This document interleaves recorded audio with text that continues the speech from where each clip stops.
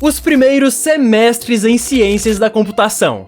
Muito prazer, eu sou o Luiz e eu tô no quarto período de Ciências da Computação. E hoje eu vou compartilhar um pouco da minha experiência nesses primeiros períodos, que eu separei alguns tópicos pro vídeo não ficar muito longo e eu acabar não me perdendo no que eu for falando pra vocês. E o primeiro é, o que eu gostaria de saber no primeiro semestre da faculdade. Cara, tinha muitas coisas que eu pensava, eu tinha muitos misticismos na minha cabeça, que a faculdade ia ser quase uma mãe, um pai assim, que vai me dar tudo mastigadinho.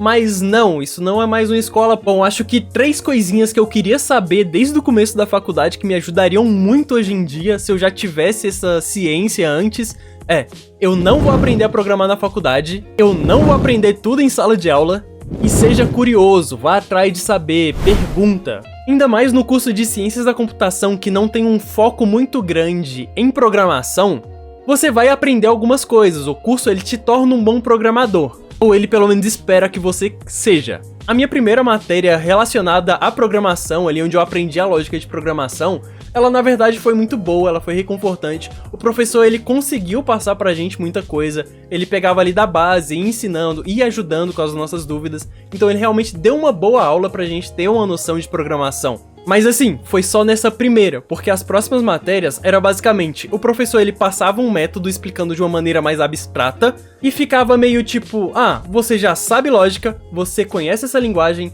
agora usando esse método que eu acabei de te explicar abstratamente, implementa o seu sistema, algo extremamente complicado. Bom, pelo menos pra mim era complicado, porque eu nunca tinha feito isso na vida, era a primeira vez que eu tava vendo, eu precisava aprender fórmulas, funções novas, que eu ainda não tinha visto. Sim, o professor com o passar do tempo, ele vai ajudando os alunos e tudo mais, mas quando ele simplesmente joga isso, tipo, a próxima aula eu quero que você me entregue isso. E ele ia lá e fazia na próxima aula uma correção, mostrava como é que fazia pra quem não deu conta. Mas se você não vai atrás, se você não pesquisa, você vai ter muita dificuldade, porque se o seu conhecimento for só o da última matéria, você não faz ideia como você faz esse novo sistema mais complexo. Então sempre que você vê que na sua grade você vai ter uma matéria de programação, procura aprender o máximo de coisas fora da faculdade também, porque isso vai te ajudar muito. Até porque, mesmo se você falar, não, beleza, aqui na minha matéria o professor tá me ensinando, eu tô conseguindo pegar aqui só com a matéria, é muito importante você tirar o máximo de notas altas possíveis. Por que eu digo isso? Muitas empresas onde eu fui tentar me candidatar para ser estagiário, perguntaram qual era o meu CRA, meu cálculo de rendimento acadêmico. Então é sempre muito bom você tentar tirar as notas mais altas possíveis.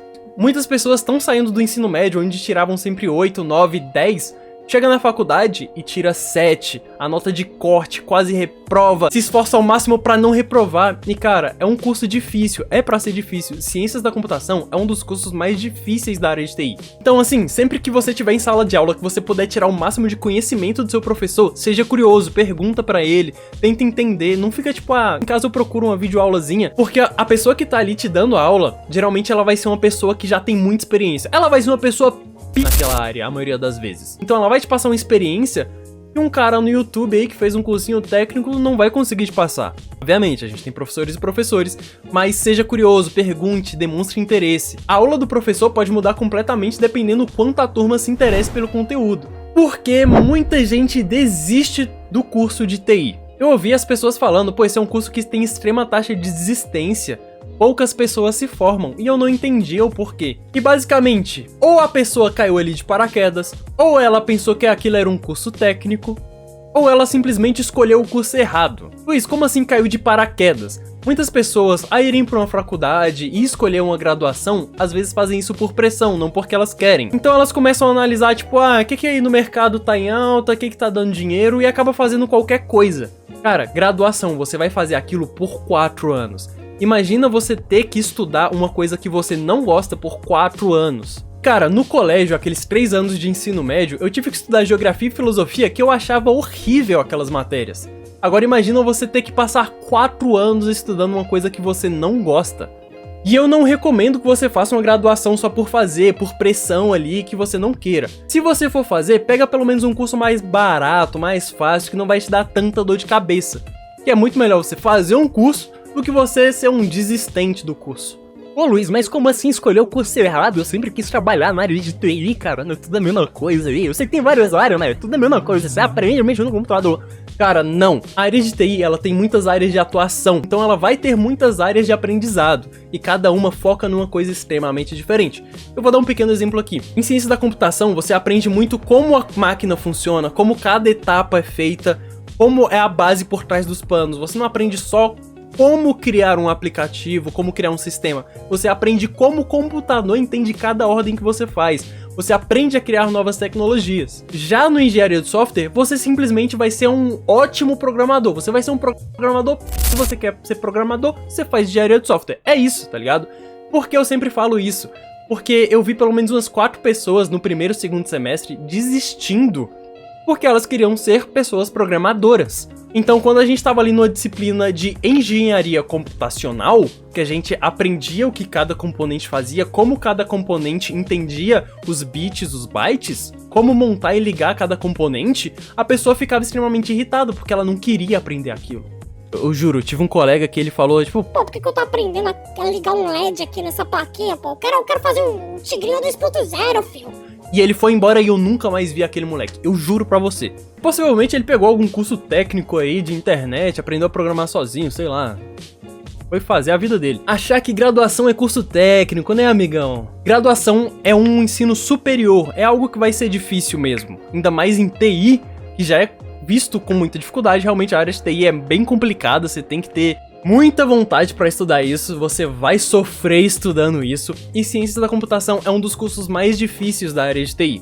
Então assim, não vai achando que você vai chegar e vai ser tranquilinho, sem problema nenhum, você vai aprender as coisas ali no seu tempo, sentadinho no PC tranquilinho, que vai ser fácil. Não é fácil. Se você tá entrando na faculdade pensando que vai ser fácil, possivelmente você vai ser um dos primeiros desistentes. Quais as linguagens de programação a faculdade ensina e quais linguagens o mercado pede? Mesmo que ciência da computação não seja lá focada em programação, ela te torna um bom programador. Acaba que você pode se eleger a estágios e vagas dentro da área de programação e desenvolvimento. Porque você não vai começar a sua jornada sendo um supervisor, um gerente de alguma coisa. Você começa por baixo. As faculdades, no começo, elas vão te ensinar ali, pelo menos para você pegar a lógica de programação e as primeiras coisas, ou a linguagem C, ou a linguagem Python. A linguagem Python, ela sempre teve essa ideia de ser algo mais fácil, de ser compreendido, para introduzir as pessoas dentro da programação, mas acabou que a comunidade de Python foi crescendo tanto, que hoje ela se tornou muito boas para tratar dados, para mexer com machine learning, que é aprendizado de máquina, inteligência artificial, essas coisas. Então ela foi uma linguagem que foi criada para iniciar, para ser uma coisa de estudo inicial, e ela acabou se tornando algo de mercado e algo muito grande, por sinal. Então, é importante sim você aprender Python. Não desmereça aquele seu amigo que programa em Python. C não é uma linguagem de mercado, mas eu digo que é uma ótima linguagem para aprendizado. Ela te ensina muito massivamente como que a lógica de programação funciona, porque você tem que ficar gerenciando memória, se preocupando com estouro de memória. Se você declarou cada coisa, ela é uma linguagem de programação tipada, ou seja, você deve declarar que o que você está mexendo ali, que tipo é, se é um número, se é uma letra, se é uma palavra. Então ela é uma linguagem um pouco mais complicada. Eu gostei bastante de começar por ela, porque a próxima linguagem que eu tive foi Java.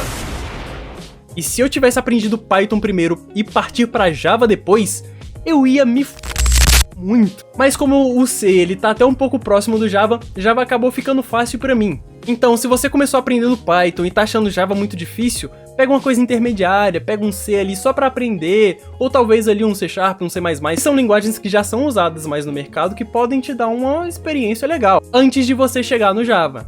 Sim, você também vai aprender ali um CSS, um HTML, um SQL, que são coisas extremamente fundamentais para você fazer o seu sistema funcionar. Lembrando que HTML não é linguagem de programação. Mas voltando pro o que o mercado pede, você sempre vai ter que estar olhando as vagas que vão surgindo.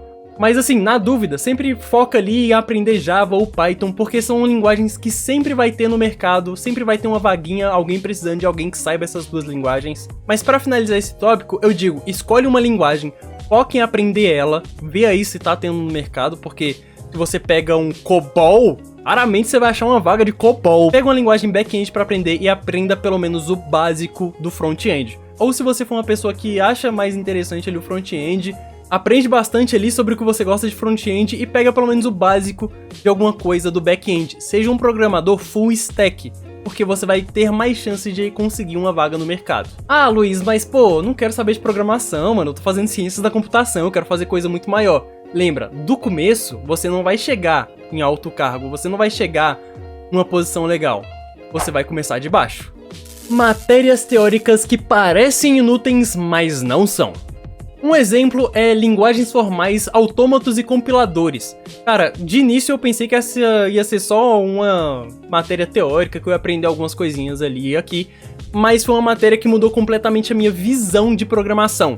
Além de treinar bastante a minha lógica de programação, eu entendi como é que um compilador, uma IDE funcionam por dentro. Ah, compilador e IDE são ali os sistemas que você usa para colocar o seu código e gerar um novo sistema, um novo aplicativo. Então foi uma linguagem que basicamente me ensinou como que o compilador faz o meu código virar um novo sistema. Além de eu conseguir compreender muito melhor hoje um compilador, uma IDE, e assim me ajudando a solucionar problemas que eu tive no passado, que hoje em dia eu saberia resolver de uma forma muito mais fácil, muito mais prática. E acaba que esse conhecimento, ele te diferencia muito de um curso técnico. É nesse momento que você vai ver quem realmente é um bacharel e quem é um curso técnico. Porque assim, eu faço ciência da computação, eu entendo como a máquina pensa, eu entendo como o computador funciona. Teoricamente, um técnico de TI, um técnico ali de manutenção de computador também sabe, porque ele tem que saber o que cada peça faz, como é que cada peça atua para achar um erro. Então são esses conhecimentos teóricos, esses conhecimentos extremamente complicados, que vão ser bem chatos, por isso eles se tornam complicados, porque é muita coisinha, e cara, eu tenho muita dificuldade com nomenclatura. Então é uma coisinha que pra mim é um pouquinho chato, mas depois que a gente aprende se torna algo tipo divisor de águas. Então esse foi o vídeo de hoje, se você gostou, deixa aquele like, e se você conhece alguém que tem interesse em ciências da computação ou a área de TI, compartilhe esse vídeo pra pessoa, vai que ajuda ela de alguma maneira, né? Até o próximo vídeo, falou!